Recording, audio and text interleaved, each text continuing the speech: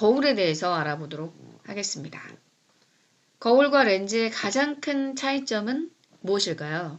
거울은 빛이 오게 되면 대부분 빛이 다시 되돌아가는 반사 현상을 보이게 됩니다. 빛이 되돌아오는 현상을 반사라고 하죠. 반면에 렌즈의 경우에는 빛이 통과를 한 다음에 꺾이는 굴절 현상을 보이게 됩니다. 렌즈의 경우에는 투명하기 때문에 통과가 된다라고 볼 수가 있겠죠. 거울은 반사를 시키는 반면에 렌즈는 통과를 해서 굴절시킨다는 것이 매우 큰 차이점이라고 볼 수가 있습니다. 우리가 물체를 보려면 광원이 있어야 하죠. 그럼 광원에서 빛이 비춰지게 되고 이 빛을 물체가 반사시키게 되면 반사된 빛이 눈으로 들어와서 물체를 보게 되죠. 그런데 거울이라고 하는 것은 반사를 한다고 했죠. 이 물체에서 나오는 반사된 빛을 다시 한번 반사를 시키게 됩니다. 이렇게 해서 이 반사된 빛이 우리 눈에 비치게 되면 거울에 있는 상을 인식하게 된다라고 볼 수가 있는 거죠. 반사에는 매우 중요한 법칙이 있습니다. 반사면이 있을 때 이 반사면의 수직인선을 법선이라고 합니다. 빛이 들어올 때 입사광선이 이 법선과 이루는 각을 입사각이라고 하고 반사되어 나가는 반사광선과 법선이 이루는 각을 반사각이라고 할 때 이 입사각의 크기와 반사각의 크기가 같다라고 하는 법칙이 반사의 법칙이 되겠습니다. 그래서 거울에 상이 생길 때 이 반사의 법칙이 꼭 적용이 된다라고 하는 것을 기억을 하시기 바랍니다. 이렇게 평평한 면과 울퉁불퉁한 면이 있을 때 모두 다 이런 반사의 법칙이 적용이 되고 있습니다. 반사면이 있고 법선이 있을 때 입사광선이 들어오게 되면 이 입사각만큼 반사각이 형성이 되고 그 각만큼 반사광선이 튕겨져 나간다라고 볼 수가 있습니다. 이렇게 울퉁불퉁한 경우에는 이 한 점을 찍었을 때 이 점의 접선이 반사면이 된다라고 보면 됩니다. 여기에 법선을 그리고 입사광선이 있을 때 이 입사각의 크기만큼 반사각의 크기로 빛이 되돌아간다 라고 볼 수가 있는 거죠.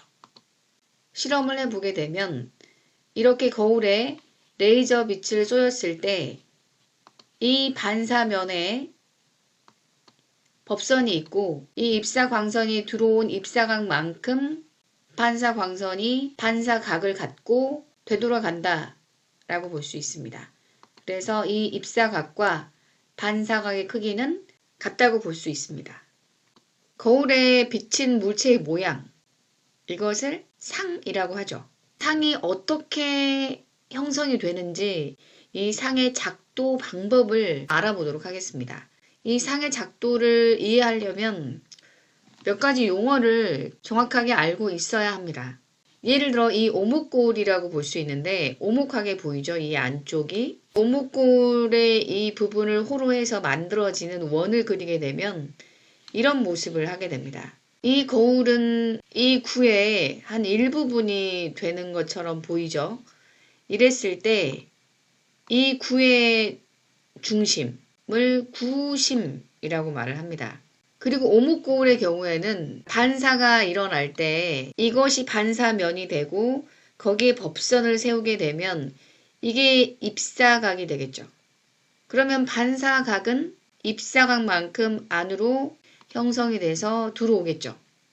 이런 식으로 그려보게 되면 여기도 마찬가지로 접선에 대한 반사면을 그은 다음에 법선을 그리고 이만큼의 입사각만큼 반사각을 가진 상태로 빛이 반사되어 들어오겠죠.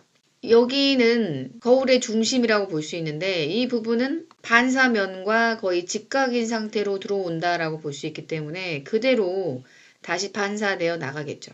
이런 식으로 본다면 이렇게 한 점에서 반사된 빛이 모이는 곳이 생깁니다. 이 부분을 초점이라고 합니다.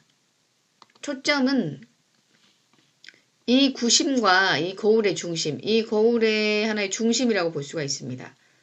이것의 중간 지점이 되는 결과를 가져오게 됩니다.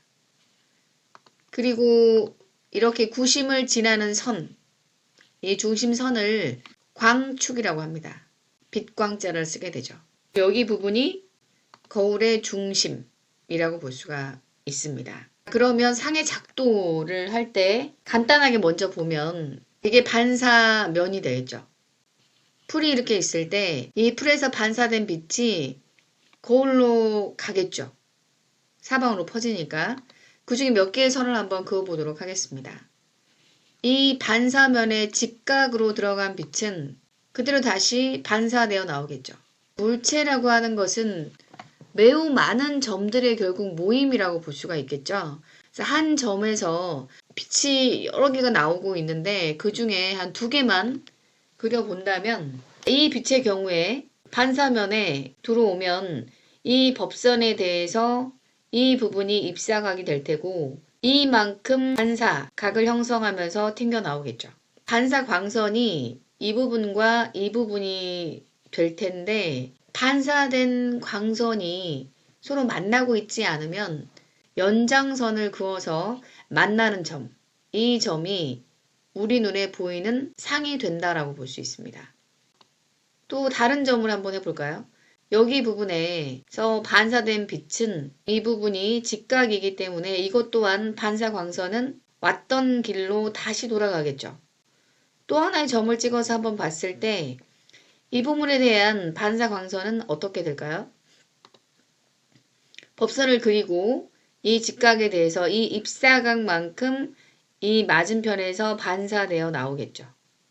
이 반사광선 2개 다 만나고 있지 않기 때문에 이게 상이 형성이 되려면 연장선을 그었을 때 이 점에서 마치 빛이 반사되어 나오는 것으로 인식하게 됩니다.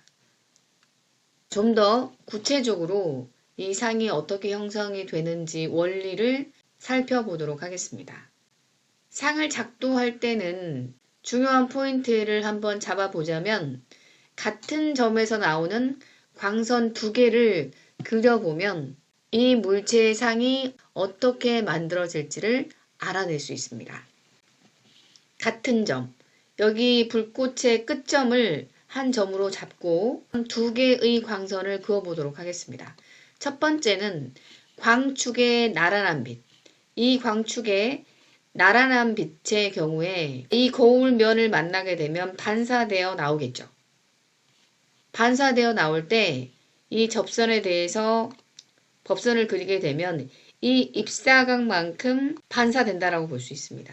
같은 점에서 나오는 광선 2개이기 때문에 두 번째 광선은 거울 중심으로 입사한 광선을 그려보는 거죠. 여기에 지금 접선에 대해서 90도 각도가 그려지게 되면 이게 법선이 되겠죠. 그래서 이렇게 반사광선이 나오게 됩니다. 이 반사광선 2개가 만나지 않는 경우에는 연장선을 그리게 되면 됩니다. 그러면 마치 여기에서 빛이 반사되는 것처럼 인간의 눈은 착각하게 되죠. 이 상은 이렇게 큰 모습으로 나타나게 됩니다. 이 점은 반사광선이 직접적으로 만나서 맺혀진 점이 아니죠. 연장된 거죠. 이런 것을 허상이라고 합니다. 반사된 빛을 연장시켜서 생기는 상을 허상이다라고 말을 합니다. 만약의 경우에 물체를 이 거울에서 아주 멀리 떨어진 상태로 거울을 본다면 이 빛도 마찬가지로 이 2개의 광선을 그어보도록 하겠습니다. 광축의 나란한 빛의 경우에는 같은 물체라고 치면 똑같겠죠. 반사된 반사광선도 똑같습니다. 다만 이 거울 중심으로 입사한 광선의 경우에는 이 각이 이렇게 이 정도의 입사각이었다고 하면 여기에서는 입사각이 더 작아지겠죠. 그러면 여기에 반사각도 작아지게 됩니다. 그러면 이 두 개의 반사광선이 만나는 점이 생기게 되죠. 이런 경우는 실상이라고 합니다. 이 점의 이 꼭지점 부분이 형성이 되게 되는 거죠. 실제로 빛이 지나가는 곳에 생기는 이 상을 실상이다 라고 말을 하게 되죠. 이 허상인 경우인데 이 상이 똑바로 서 있죠. 이런 허상을 정립, 바를 정자에 설립자, 똑바로 바르게 서 있는 상이다 이런 의미가 되죠. 그럼 이것은 거꾸로 돼 있죠. 거꾸로 서 있는 이런 것은 도립, 거꾸로 도자가 되겠습니다. 이런 것을 도립, 실제로 빛이 만나서 된 상이기 때문에 도립 실상이 된다라고 볼 수가 있습니다.